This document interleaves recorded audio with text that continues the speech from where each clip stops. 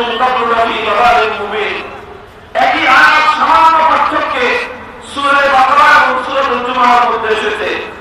সূরা বাকারায় এসেছে ইব্রাহিম আলাইহিস সালাম দোয়া করলেন সেই দোয়া হিসেবে। সূরা জুমায় এসেছে সেই একই কথাগুলো একই ভাষায় আল্লাহ রাব্বুল আলামিন যখন সেই দোয়া কবুল করে নবীকে পাঠিয়েছেন সেই নবীর কর্মসূচি হিসেবে।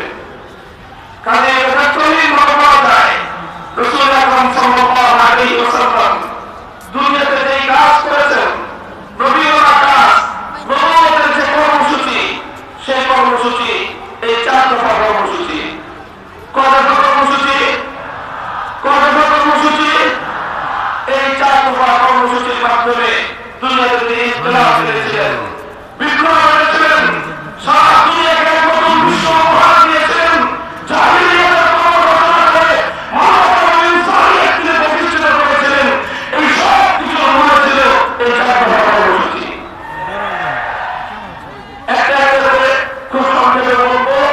আর আজকের বর্তমান আমাদের সময়ে এই 4 দফা কর্মসূচি কতটুকু চলছে, কিভাবে চলা উচিত, সেই ব্যাপারে 1-2টা আমি ইনফরমেশন তথ্য দিয়ে কথা শেষ করবো।